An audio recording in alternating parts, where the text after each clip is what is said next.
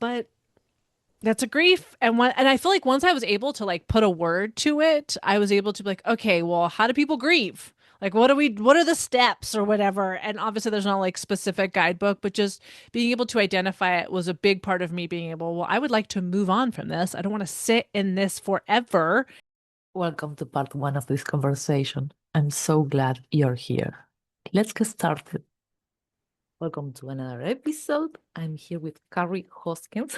I just asked her how to pronounce her last name.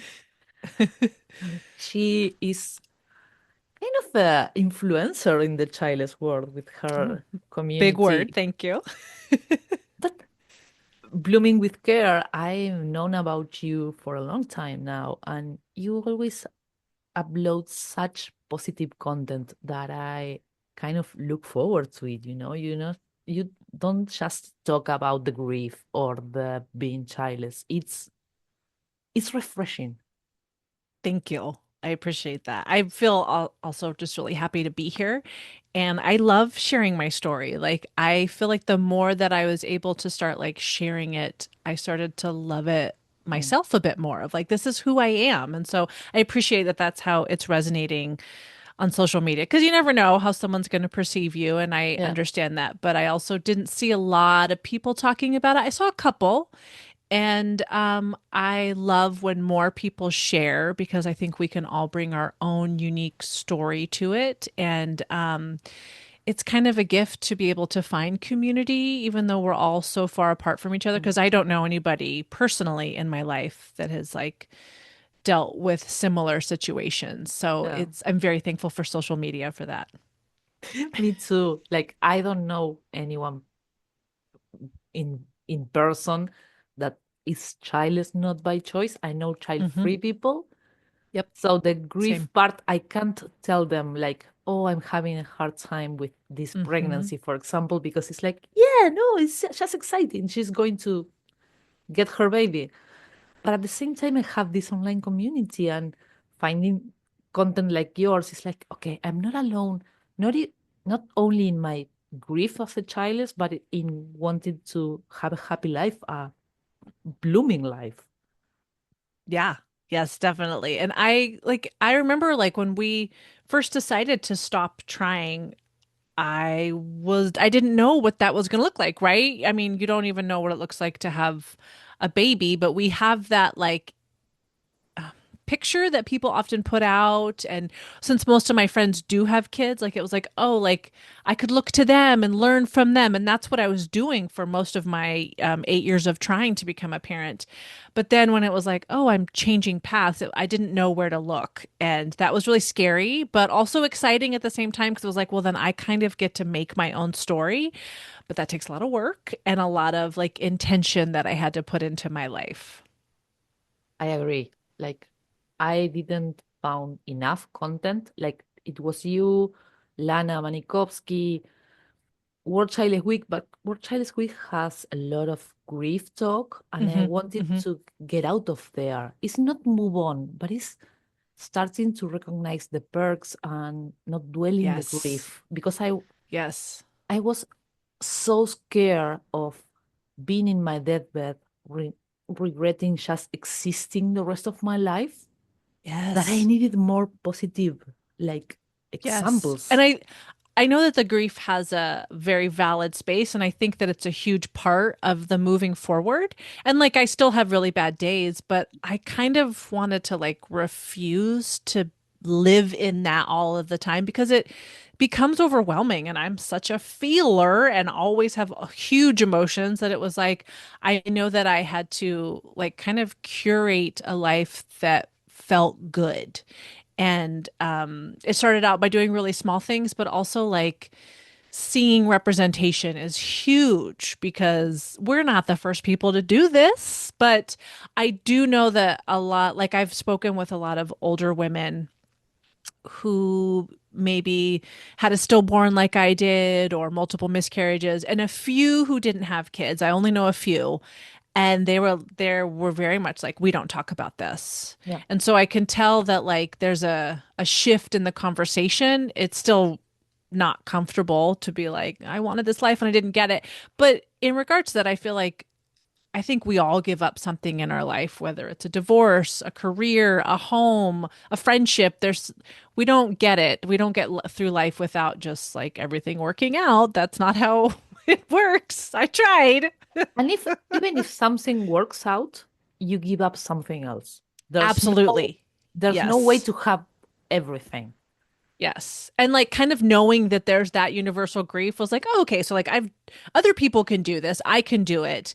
And my take on it was trying to have it be a happy moment. Like I knew pretty early on that I was going to be okay after all of our grief, and I hadn't seen a lot of people grieve that way. And so I was like, well, I'm just going to start yapping on the internet and see what happens. And it's working out. I did kind of the same thing. The first thing I encountered was, of course, Judy Day. And I Mhm. read her book, but even though she wrote about happiness, I wasn't there yet. So it was like, Mhm. yeah, Right. she's bullshitting me, you know? I Yeah, yeah, respect yeah. No, it. that's a very real response. But then that kind of lingered in the back of my mind, like, Yeah. yeah, it's possible. And I went through some awful stage of anxiety. And Hmm. like you said, I decided, okay, I'm going to curate my life and live with intention. And that Hmm. was a game changer. But Yes. I had to commit to myself. And that's not Yes. easy also. No, that. And I also got like a lot of pushback from that. Like a lot of people called me selfish because this is what Yeah. I was choosing. And you're like, oh, I'm just trying to do my best, just like you are. We're all trying it. And I was very thankful for having a therapist that was really helpful. And even like sharing everything with like my general practitioner doctors or my gynecologist, being like, this is where I'm at. So maybe stop asking me if I need birth control or something. It was like, make a note in the chart that I don't, Yeah. even my dentist knows. And it's been an easier way for me to be like move around the world and show up authentically, like as myself. Like the first time I got a new dentist probably like 10 years ago. So I was in the middle of infertility and I remember sitting down and I just burst into tears because I hadn't been to the dentist in a really long time. I have a lot of dental anxiety, but I wanted to be a mom. And so I was like, I feel like a mom goes to the dentist because we got to take our kids to the dentist. So I need to start doing this. And I had this like infertility anxiety about going to the dentist. And I sat in his chair and I immediately burst into tears. And I told him everything. And he was like, thank you for telling me that. We're glad you're here. And then he also was there when we were having miscarriages and not being able to get. So I mean, he didn't ask every time, but he knew. Yeah. And it's just like, I don't know. It's messy. Crying in a dentist chair isn't like this smooth way of moving through life, but I definitely was showing up as myself. But I wish more doctors in general, dentists, OBGYNs, they knew more about it. But I think we are the ones that have to inform them that we are Yeah, here because my experience with doctors in general has not been good around this. They do a lot of same. hurtful comments. So I kind of applaud you for crying in that chair and make it real for Thank you. them. Yeah.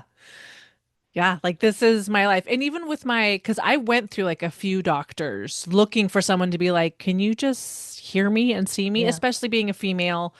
And with particularly the gynecologist that I settled with, and I really like her. And she even still would be like, well, I feel like you should be on birth control just in case.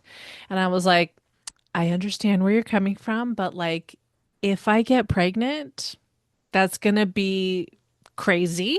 And I know that it happens for people. People, oh, I stopped trying and I became pregnant, but we had doctors be like, you're most likely that's not going to happen. Like we were at the fertility clinic, they had said like, you're probably not going to get pregnant without Yeah. IVF. And there's still that miracle, but I didn't hope for that anymore. And so we like didn't use birth control. And now I'm on it because I'm starting hormone replacement therapy. So it's like a different thing. But even having that conversation is like, I'm getting on birth control not for babies, but so I don't lose my mind because that's what it feels like is happening. I get you so much. Like I'm not sleeping at all because I Yep. get Yep. the hot flashes in the middle of the Yep. night, and it's like, fuck, I want to sleep. It's 3 Yes. a.m. Yes. It was me last night. I was sweating and I was like, what's the temperature? It was cold. My husband was like, I'm My dog freezing. And was I was like, like, why are you uncovering us? And it's like, yeah, I'm having a hot flash again. And she's like, yeah. It's like, oh, she's oh, awake you're again doing so something. annoying. Yes. So I think like showing up continually as myself, even as we age through this, like I remember talking to Jody Day about this, and she said, like, well, once people stop asking you if you have kids, when you get to my age, they're gonna start asking about grandkids. And I was like, oh my goodness, I never even considered that. And it's like, well, okay, so it doesn't end. And I think like almost knowing that it doesn't end is just like kind of preparing me that like if it doesn't come up, if it's, it's like a pleasant surprise, but that it's probably just going to be asked of me for the rest of my life because I'm a female. And I mean, my husband has asked a lot as well, but it's not as much. Yeah. And like I will go to parties and I'll see him like laughing at a party and I'm like, they're not talking about children right now. I just know it. And like I mentioned before, most of my friends have kids and I love them. It's just different. It's just different. And I've had to learn how to put up boundaries. And again, that's also really messy because like sometimes I'm not putting up the right boundary or like flexing a weird muscle of like, do you still like me even though I want you to, but also you don't need to, but kind of.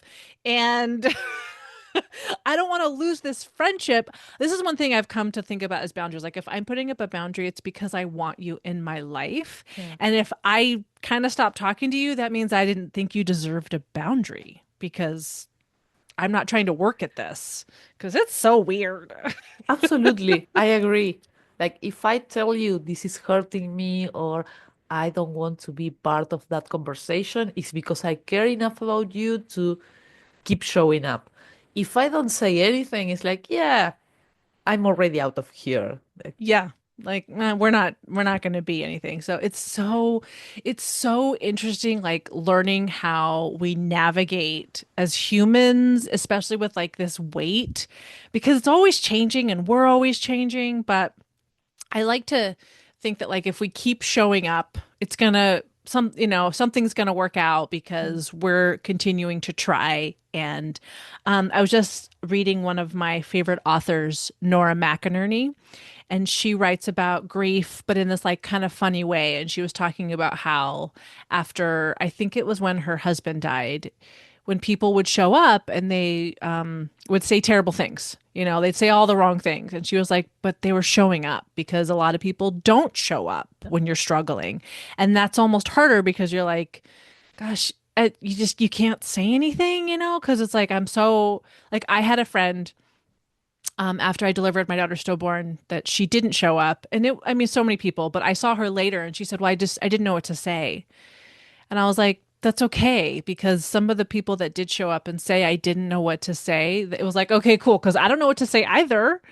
But you at least acknowledging that is like you're showing up. And so like showing up for people when they're in these really rough times and most of my friends didn't deal with infertility, so they don't know what it's like, but just being like, this sucks. It's like totes. Yep. And I don't know what to do about it either.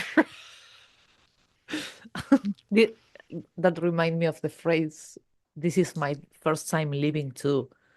So Mm-hmm. it's like that. And I have the conversations around my grief and around my anxiety. And most of my friends don't get it, but they still show up. And the ones that didn't kind of fade away. Because Mm-hmm. it's No, like, that's real. yeah, It's so hard. I was even like my mother and I are very close, and even we had issues with this. Like when because have been diagnosed with anxiety, and my mom's like, "Well, I just don't get it. What are you anxious about?" And I'm like, "Literally everything." And she's like, "Well, I don't understand." And like mental illness like runs in our family, and most of my family is diagnosed depressed. And I was like, I feel like anxiety, I mean, I'm not a doctor, but I feel like anxiety and depression are like the same coin, just different I say sides. the exact same thing. It's a face. Yeah, the same thing. So it's like what you're dealing with, like how you feel like you can't control it and it's taking over your life. That's me. But instead of being sad, I'm shaking and sweating all of the time. It's same thing but different. So it's interesting, like having that with my mom because we talk every day. She's one of my favorite humans, and we still don't totally understand each other because we're not the same person, and that's okay. But it's like like I can't just stop. Like, the whole just relax. Like that's didn't work for infertility, didn't work for anxiety. I think no one in the history of humanity just relaxed because someone told him, just relax. Oh, okay. Okay. Now that you tell That's me, it. Yeah. I hadn't thought of it. Oh gosh. yeah, with my mom is hard because she doesn't get anxiety, even though she has it. Oh. It's her blind spot. Mm-hmm. She doesn't Mm-hmm. understand that she has anxiety, and I see her. It's like, yeah, you are. And her psychiatrist prescribed her medication, but she Mm-hmm. denies it, her own and mine. Oh. And with Oh. my childlessness, just 2 years ago, she told me like, "Do you want to freeze your eggs?" And I was like, it's too late now, but thanks for asking. And it got me so off guard, because it was like we were Right. having lunch, and all of a sudden I was taking the dishes to the sink, and it was like, "Do you want to freeze your eggs?" What? Yeah. Like, Because, like, she's probably been thinking about that. And it's like, well, yeah, I've thought about it too. she knows I've been thinking about it because I I burst into tears. She used to bring up other people having kids, or she's Hmm. pregnant, and I couldn't take it anymore, and I burst into Hmm. tears, and I told her, I can't have kids, I want them. Please stop telling me everyone around you that is going to have kids or just has a newborn, because I can't take it anymore. So she knew, but it was like it took her so while to realize, so Hmm. much time, that my train, like, it was in Toronto at the time she realized it. Like, Yeah, it's so interesting how people, I don't know, like my husband often would say, like, we've thought about it for years and other people don't think about it as long because it's not their issue. yeah. So they're like, oh, well, you can be happy for this person because they're having a baby. And it's like, they're literally getting everything that I want. And I'm doing things to try to get it. And like I said, most of my friends didn't deal with this. So it was like there was a lot of whoopsie babies. And it was like, wow, you're on birth control and you got pregnant. That feels insane to me. And that whole happy for you, sad for me, it's hard. Like, I remember my therapist asked me, well, don't you feel some sort of happiness for people in the infertility community? And I was like, honestly, no. Like, I want it. And that might make me sound like a bad person, but that was like what I felt. I feel different now because I don't want kids anymore. And that's not like the goals that I'm working towards. But like in those moments, it was like really difficult for me to be able to want to celebrate and be happy for them. I didn't know how to have the feelings. And then when people were like, well, you can't be jealous, that's a terrible feeling. And I'm like, okay, so what I am feeling is something that is not welcomed in society. And I'm literally grasping at straws. Oh gosh. I read a post in Facebook the other day about it, and there was this woman that she had a long term friendship with someone that she considered her sister, and the other woman is with her second pregnancy, and she felt jealous, and she felt happiness but sad for herself. And there were Hmm. a lot of comments like, you have to choose to be happy for her, you can't be jealous. And I wrote in the comments like, I felt the jealousy, and because one other person told her like, you can't try to rob them their happiness, and it's not about that. It's not that I don't Right. you to have it. It's like I want Right. to have it too. And I commented to her like, all your feelings are valid. You are going to feel different in a couple of years because she's in the post. She's like she's 32, 33. She's really young, Mm-hmm. Mm-hmm. and she doesn't have a uterus. So yeah, but I completely understood that invalidating her feelings is worst. Right. Because then you're like, oh, so I even have more shame now because I'm telling you how I feel. And you're like, no, no, no, no, no, no. You can't feel that. And just kind of like with anxiety and depression, like often we can't control that. And it's just what happens. I love that you commented on that because that's brave to comment, but also like it just shows that the more people speak up, people are going to come in and be like, no, that's not how you should feel. But there are people out there that are like, actually, it's okay. And like nobody would tell me. Nobody in my life was I think someone told me like, isn't jealousy or envy like a sin? And I was like, so you're telling me I'm sinning for like how I'm just existing and I'm sinning. And that like I had a lot of feelings wrapped up in that of like, well, this just keeps getting worse because I'm still just trying. And I would show up for people's baby showers and things and friends of friends. It was never like direct friendships, but it was always like friends of friends who like knew my story would be like, can you like make sure you not bring up your miscarriage because we don't want to bum anybody out. And I would be like, I think that's my cue to leave then because I'm going to go cry because that was one of the meanest things anyone's ever said to me about like, can you not be yourself and just shove it down? And I tried that for so long. And it like within I want to say like the first few years we tried, because we tried naturally for 5 years. I just kept thinking it would Yeah. happen. And then I didn't want to be negative about it because the Jinx positive it. manifestation. Yeah, it was like, okay, we're just going to be positive about it. And with like not acknowledging all of it, that is when I became clinically anxious. And like Yeah. my doctor was like, I think you have anxiety. And I was like, and she was like, I remember even my doctor was like, are you seeing a therapist? And I was like, no, I don't need a therapist. Like that's fine. And she was like, well, I feel like if you're not like, sharing all of your feelings, it's going to come out in other ways. And it was like one of the first times where I was like, oh, I think that's what's happening.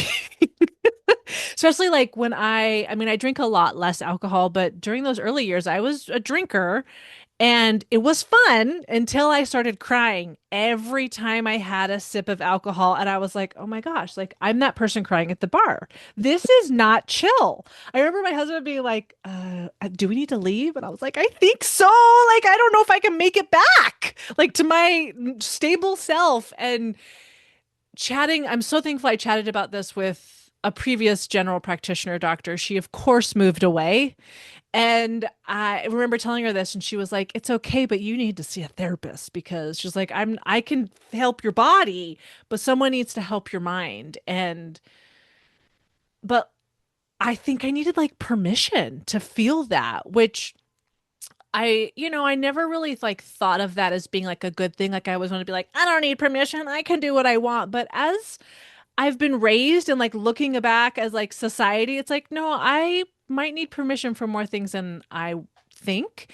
And that's why I talk a lot about what I do on social media because it's like, I don't want to say directly, like, you can have permission to feel whatever you need. But I also want to share that, like, somebody else is feeling this too. And it sucks. So we're not alone. And just like that message of we are not alone in this is my biggest goal because I remember talking to that doctor and feeling literally crazy. Like I feel like I didn't have room in my brain to focus on anything except getting pregnant and it wasn't happening. So I was like, what's going on? And I've never felt anything like that before. Like it was, I don't know, it's wild to think of how like my blood would boil for, going to work on a Tuesday and it wasn't about work. Yeah, I Googled a lot about what was happening to me because I felt like the shittiest person alive that I couldn't be happy for anyone else happiness, not happiness in general, but pregnancy or Mm-hmm. Mm-hmm. newborn or toddlers. And when I came across the childless label, so to Mm-hmm. speak, and Jody Day's book, it was like, okay, I'm not alone. Yes. And then I was already studying coaching for my anxiety because traditional therapy didn't help me at all. Mm-hmm. It made it worse actually. And Mm. I coaching it, I studied ontological coaching, which is looking forward and putting yourself up to goals, not big goals, but Sure. just little steps. And it was like, oh, I can like to take Yes. that tools and change my mindset around anxiety and childlessness. But that made me like, okay, I can do that.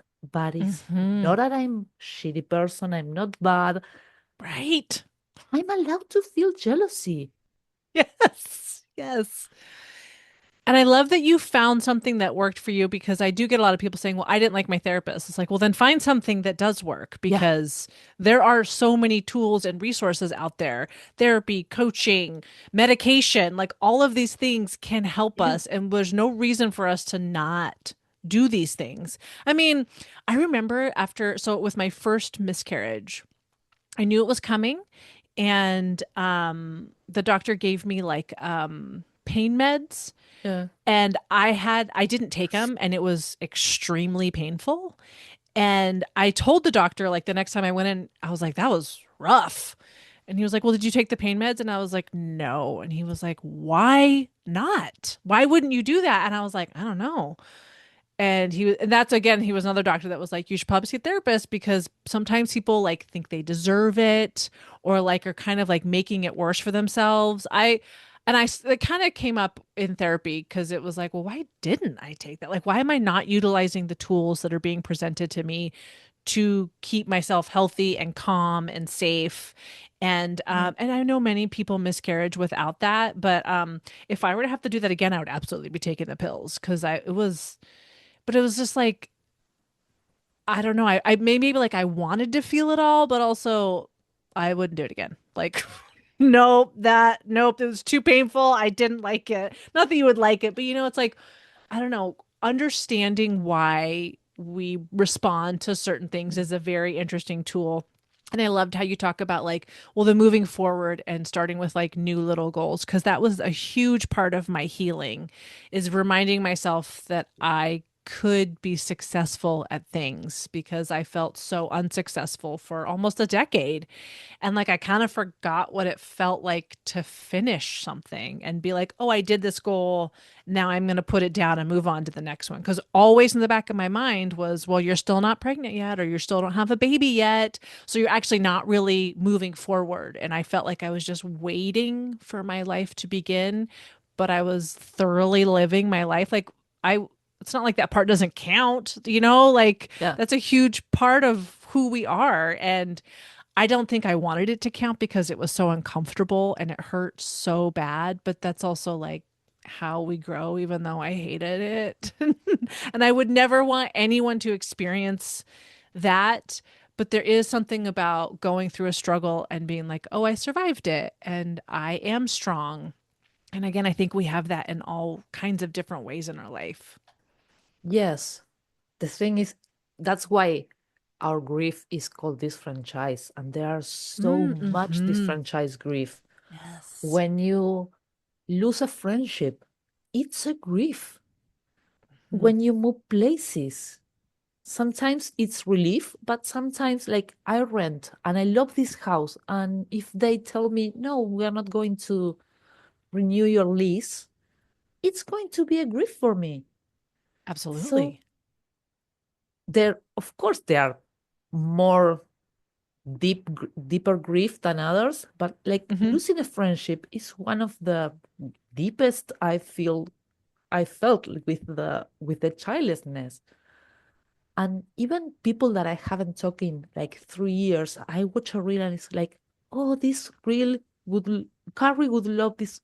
Oh, I don't talk to Carrie anymore. And it's that. Yeah. And then because I had a breakup with my best friend during infertility, and it was the worst breakup I've ever had. And I felt like I've always thought about like I've had breakups with like romantic partners, like I'd done that, but never with like a friendship to where, it's like we're gonna be BFFs forever. And I didn't know how to do that. And that was actually one of the messiest parts of my infertility because I clung so hard to try to stay her friend. And even in the end of it, like I felt the desperation that I had, but I was like, I can't lose this friendship. Yeah.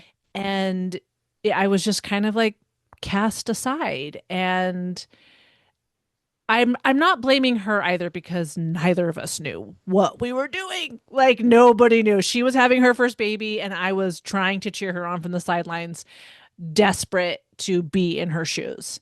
And it's a really uncomfortable situation. Oh, like even thinking about it, I have the like feels in my throat of like, oh gosh, that was so hard. But that's a grief. And I feel like once I was able to like put a word to it, I was able to be like, okay, well, how do people grieve? Like what are the steps or whatever? And obviously there's not like specific guidebook, but just being able to identify it was a big part of me being able, well, I would like to move on from this. I don't want to sit in this forever. And I actually just recently saw this friend. I hadn't seen her in, gosh, 5, 7 years. I just saw her a couple weeks ago, and I had all the feelings, and I put on my big girl pants, and I went over and said hello, and then I left because I was like, I want to acknowledge that I see you. I don't want to sit with you though. Thank you for joining us for part one. Remember to subscribe for finding part two more easy. And remember, every story is welcome here. This is a safe space for childless, not by choice.